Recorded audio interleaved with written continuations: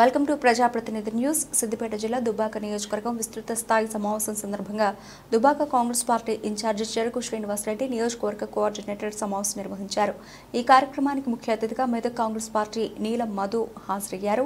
శ్రీనివాస్ రెడ్డి మాట్లాడుతూ ప్రతి కార్యకర్త పార్టీ అభ్యర్థి విజయానికి కృషి చేయాలని అన్నారు. నీలం మధు మాట్లాడుతూ మతపరంగా జనాభాను విడదీయడం అవసరం లేదని, అది కాంగ్రెస్ పార్టీ సిద్ధాంతం కాదన్నారు.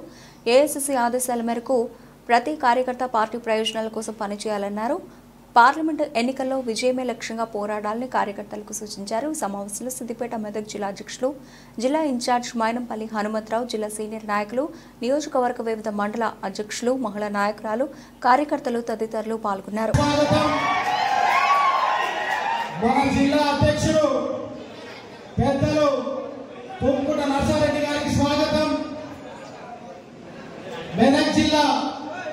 అధ్యక్షులు అంజనేయులు గౌడ్ ఏ పదవి లేకుండా మరి ప్రజల్లో ఉండి చాలా సంవత్సరాల నుంచి పటాయి చేరుకున్న ప్రాంతంలో పేదల మనసు చూడుకున్నటువంటి వ్యక్తి మన నీలం మధు ముదిరాజు గారు అభ్యర్థిగా ప్రకటించడం నేను ముఖ్యంగా కాంగ్రెస్ పార్టీకి అది మన ఉమ్మడి జిల్లాకు పెద్దదిగినటువంటి మైనంపల్లి హనుమంతరావు గారికి మరియు కాంగ్రెస్ పార్టీ రథసారథులందరికీ పేరు పేరుగా నమస్కారం తెలియజేస్తూ ముగ్గురు అభ్యర్థులు, 1 వెంకటరామరెడ్డి, 2 రఘునందనరావు, 3 మన నీలం మధు. వెంకటరామరెడ్డి ఎంత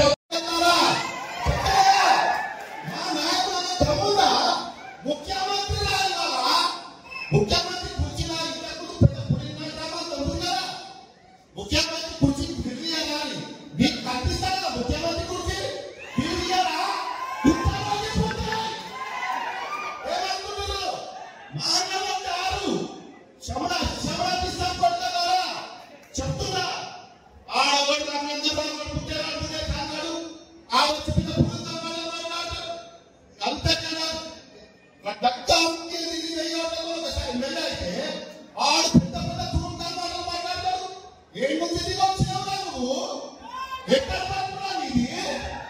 వాసిపోతున్నా కూడా పుత్తుగా ఇంకొకసారి మా అన్నని కానీ మా ఓలని కానీ ఈ గుద్దాం ఉంటే ఇంత గలీన సమతే ఆయన హరీష్ రావుతో మా పిట్టని అస్తిత్వం చేస్తాడు.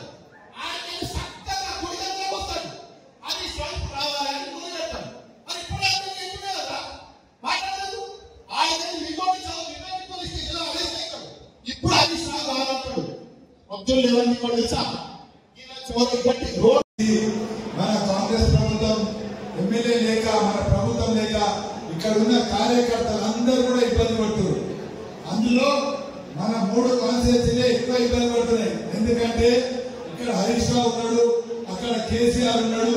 ఆ అందరూ నాయకులు దుబ్బాక మీద పడి మన ఇక్కడ కాంగ్రెస్ కార్యకర్తలు ఇబ్బంది పెడుతున్నారు. కానీ మీరు ఆలోచించండి, 10 సంవత్సరాల కింద నేను ఎమ్మెల్యే, మన అందరి నాయకుడు ఎవరు ఉత్తమ్ రెడ్డి గారు, 2 ఎమ్మెల్యే ఉండేవి. కానీ అప్పుడు అభివృద్ధి అంటే ఏం జరిగేది?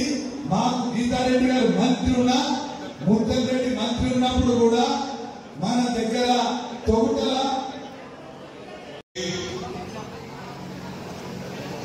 పెద్దలు, గౌరవనీయులు,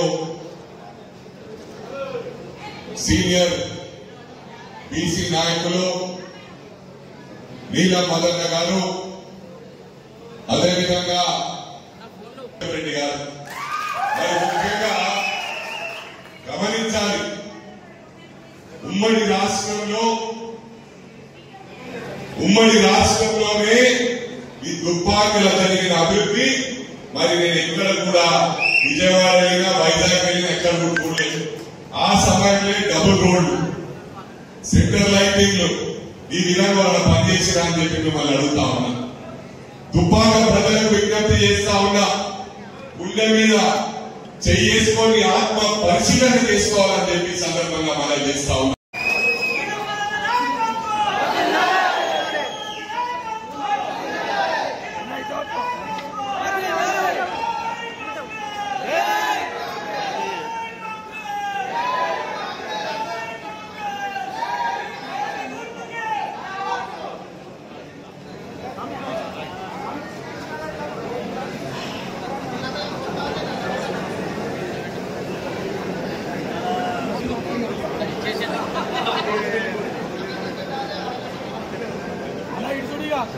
ఇప్పుడు